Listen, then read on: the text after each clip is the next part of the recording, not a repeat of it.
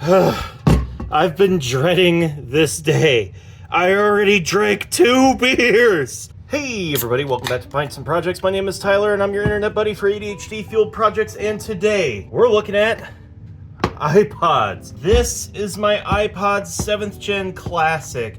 It's a 160 gig. It is still working, but there are a few issues with it, which we'll talk about here in a second. I've been meaning to do some work on this for the past 6 months. I've known it was coming. I've been needing to deal with it, and the parts are finally all here. But before we talk about that, let's talk about why we're kind of working on this. So I love iPods. I didn't get to grow up with my own personal iPod. Really, the closest that I ever got to that was one of these.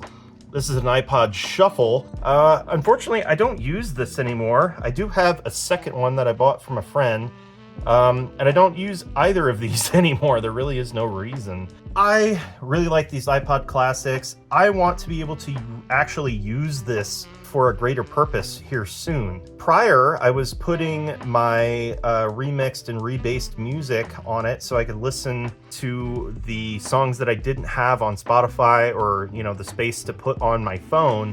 I'd put it on this, and then I could plug it into my car and I could play it through my subwoofer and all of that stuff, and it sounded really good. So this pretty much just sat in my car's glove box, experiencing the worst of summer and the worst of winter here in the Midwest.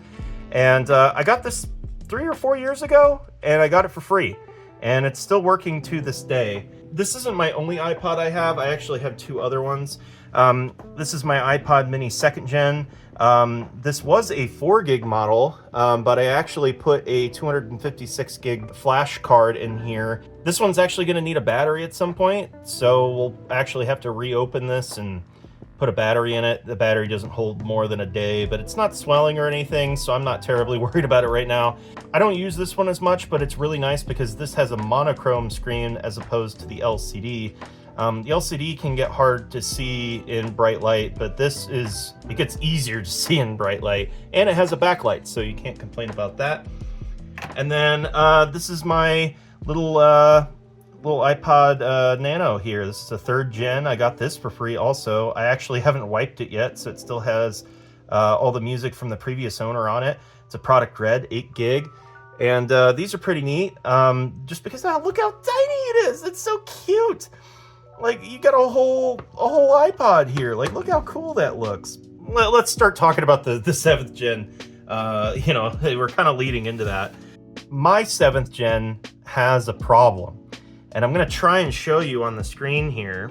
And I don't know if you can see it here on the screen. It's kind of hard to see. Right about here, right where this little arrow is, you can kind of see there's this little bubble here. That's not from warpage. That's actually from the battery on the inside of this inflating. That is a problem. That means that the battery has become unstable. There is a chance that this could start a fire. The chances of that, pretty low. I've seen a lot of batteries, just expand and turn into forbidden pillows. And I've never seen one personally catch on fire, but I'm sure that this one is right around the corner at some point. Surprisingly, the battery still holds even to this day. I mean, I charged this up a week ago and the battery is still holding just fine. Surprisingly, I don't know how that's possible when the battery's literally failing. It's funny, from this angle, I can literally see the curvature in the screen. That's how extreme it is. While I'm in there, I'm gonna go ahead and I'm gonna replace the original 160 gig drive with a flash card setup. So not a lot of people know that you can actually replace your iPod storage with flash storage. You don't have to rely on this hard drive that could fail if you were to drop this. You don't have to worry about that because you can actually get these little adapter cards that go where your hard drive was, and they can take either micro SDs or they can take these SD cards. This is the more popular one. This is a dual SD setup. iFlash makes this. iFlash is the one to buy. Don't buy the other cheaper ones. Sometimes they're good, sometimes they're bad. It's kind of 50-50. I've had a good experience with iFlash. They work. I'm not sponsored by any means. I just really like their products. It's actually what I used to upgrade my iPod Mini 2nd Gen here. It actually has one of their CF, or I think it's a CF card it's either an SD or a micro SD. I actually haven't been in there in a while, but it has one of their adapters in it. So then I bought this. This is a 2-pack of 256 gig micro SD cards that have the little SD adapters. And so I have 500 gigs of storage right here. 500 gigs, probably overkill. These can only shuffle 50,000 tracks. That's what the internal RAM will allow you to shuffle. There are different versions of classics that have a limit of 30,000 tracks. Being able to shuffle a massive library is obviously very handy. My music library is not that big. However, in a later video, I want to be working with you guys to help build my music library and just kind of build an automation kind of deal to make it easier to collect more music. Obviously, this is the thing that isn't broken on it. So I bought a kit. I bought a kit for the battery. It came with some crappy tools that we're actually not going to need. I'm assuming this is adhesive for the battery. Now, I actually ordered a different battery, and I guess USPS must have been dreading the day that I would end up having to do this too, because it never showed up. It's, as of recording this, it's 2 weeks late. I have no idea where it is, and it's still not here.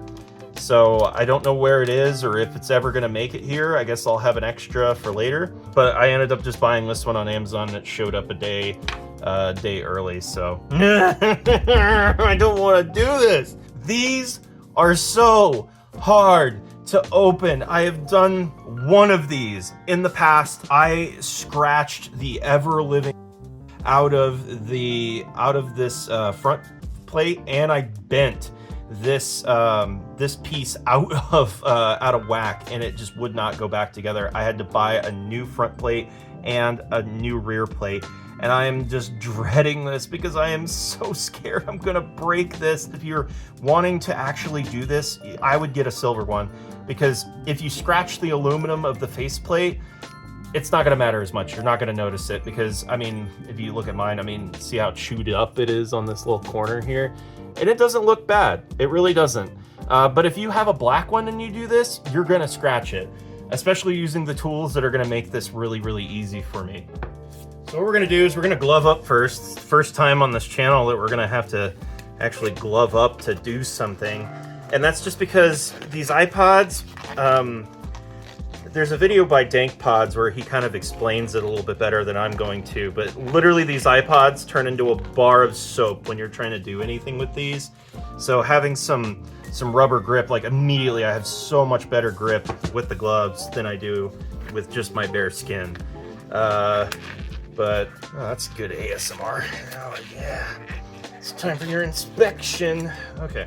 For the actual opening of the iPod, we're gonna have to use these like little metal spudgers here. These make it so much easier. All right, here we go. I'm gonna start with one of these first. So when opening these, do not push in and then try to pry up like that. The way that the clips work in this is that they're in a rail along here. So you wanna get in and then push down, directly down. And it's probably gonna take about 3 of these to loosen this side. So we're gonna get it in there. Wow, that went in way easier than I thought it was going to. Man, these suck to open. So now we're gonna move to the front. And this one's gonna be, you wanna be careful because you have your headphone jack in this guy here. So we're gonna go in the center.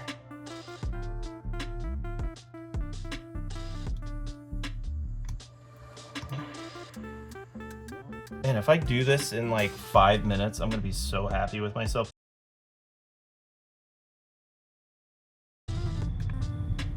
Nope, I think we got it. Nope, spoke too soon. Ah, man, I just pulled that out very aggressively and we didn't break it, so that's good. All right, so iPod opens like a book. You do want to unplug your battery first, which I did not do. As you can see, mine's nice and swollen. My God, yeah, that is a spicy little pillow.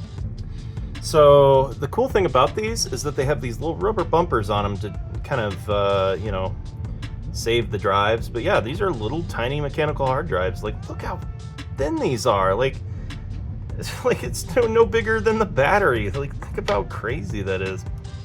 Yeah, I really bent that tab really badly. The other thing we also have to do is we kind of have to bend this all back into shape. It's kind of a stupid step. Like, you literally have to like roll the lip back straight because you basically have to destroy it to open it. This is why it's oftentimes a good idea to just replace this whole back. As you can tell, I'm kind of dreading this part of it because I don't like dealing with inflated batteries. So what we're gonna do is we're gonna dab some rubbing alcohol here under the battery. As you can see, this new battery has this like little 3M tape under it.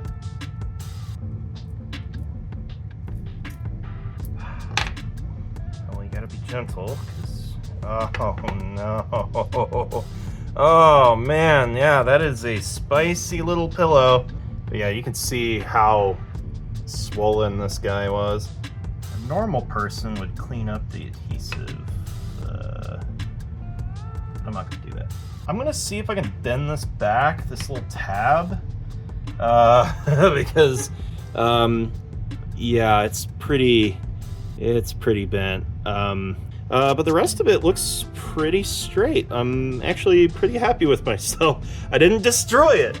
Yeah, I mean, it's kind of better, but not by a lot. But I think that'll work. Really, like, all this does is just reaches in there and grabs it, so I think we'll be okay.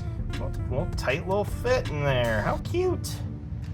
I'm sure iFlash probably recommends that you get the highest quality, like, SanDisk crap, and my personal opinion is it's hard to buy not counterfeit stuff. It's like really easy to buy stuff that's counterfeited. And then like you're stuck troubleshooting one of these and wondering what in the world's going on. This is not fun. I just love ribbon cables. Ribbon cables are just so much fun. I just wish all devices had more ribbon cables so I could mess with ribbon cables.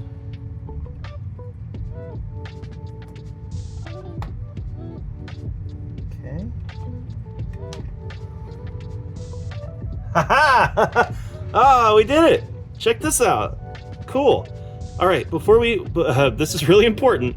Before we snap this back together, we want to go upstairs, restore it through iTunes, make sure everything looks okay before we snap this back together.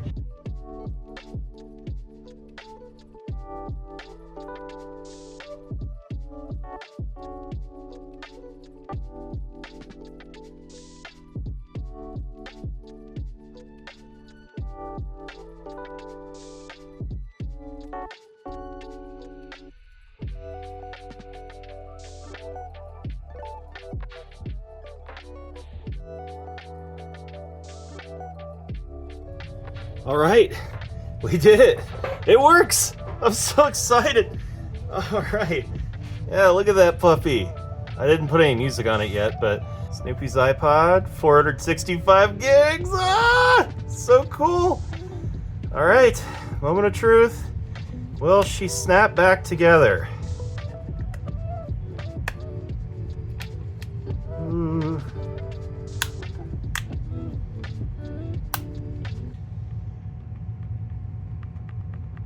Yeah, she's been open before, but dude, nice. Oh, I'm so excited. This is great.